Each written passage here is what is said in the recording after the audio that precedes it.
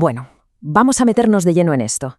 Si alguna vez hemos sentido un nivel de agotamiento que va mucho más allá del simple cansancio físico, o sea, esa fatiga profunda del ánimo, mental, aunque no hayamos movido ni un solo músculo en todo el día, pues este análisis nos va a resultar verdaderamente revelador.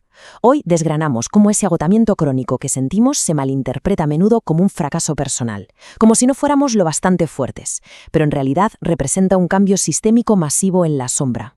El punto de partida de nuestro recorrido de hoy es el influyente libro La sociedad del cansancio, del aclamado filósofo Byung-Chul Han. Lo que hace esta obra maestra es, literalmente, darle la vuelta a la tortilla a cómo entendemos la salud mental, el esfuerzo y la presión del día a día. Nos invita a dejar de mirar nuestro cansancio como un simple síntoma médico aislado y nos reta a entenderlo como el auténtico espíritu de nuestra época. Es el sello de identidad de nuestro tiempo.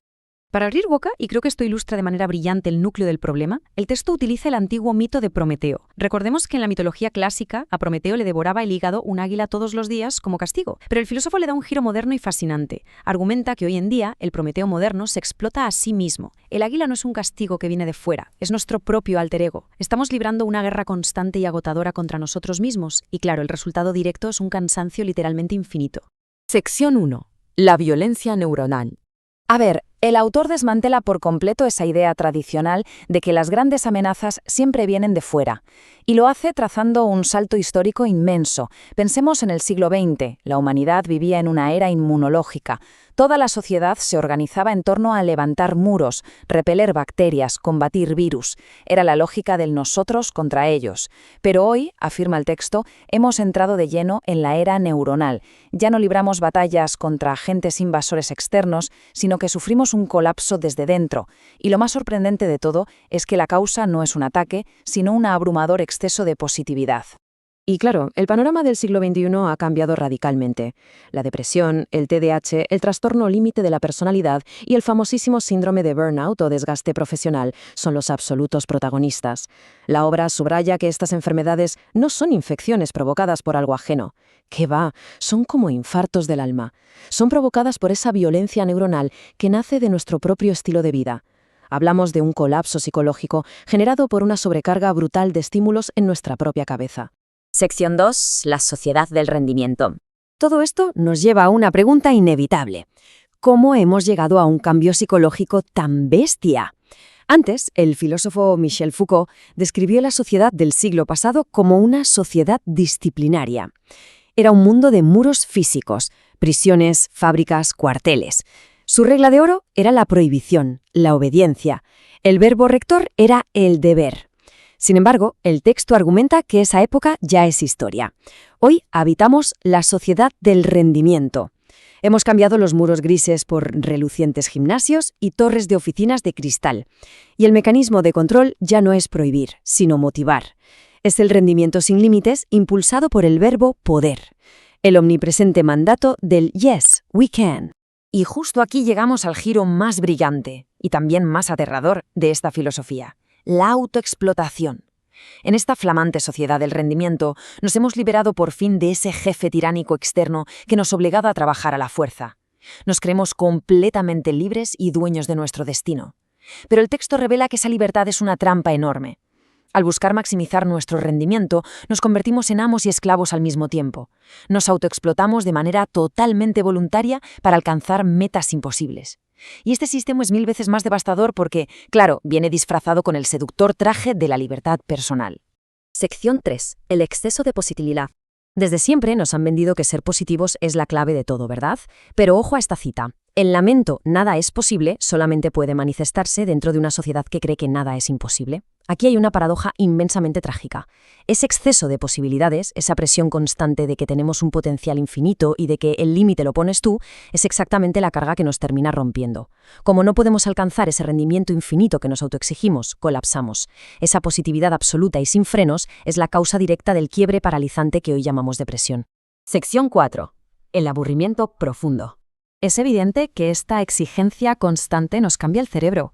Hoy en día adoramos la multitarea. El famoso multitasking nos parece el mayor salto evolutivo de la productividad, pero el ensayo lo desmonta de un plumazo. La multitarea es una auténtica regresión. Nos obliga a tener la atención completamente fragmentada y a vivir en un estado de hipervigilancia constante. De hecho, dice que se asemeja exactamente a cómo se comporta un animal salvaje en la selva, que tiene que comer mientras vigila ansiosamente que no venga un depredador a comérselo. Aquí no hay ningún avance evolutivo, es puro y duro instinto de supervivencia.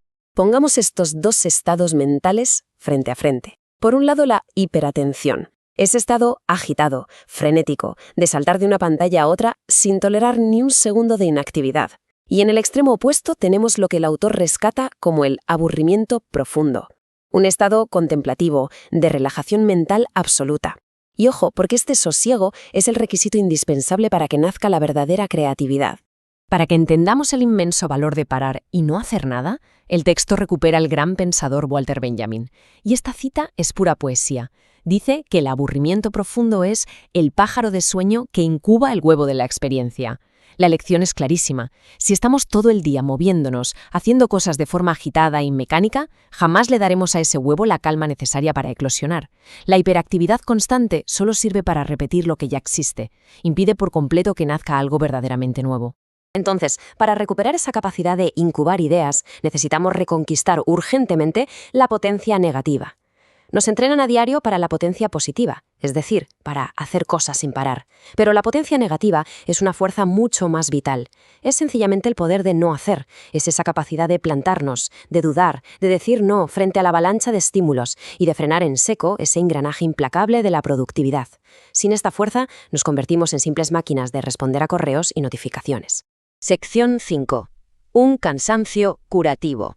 Llegados a este punto de agotamiento casi insostenible, la gran pregunta es, ¿hay salida? Afortunadamente, sí. Es fundamental aprender a diferenciar entre dos tipos de cansancio.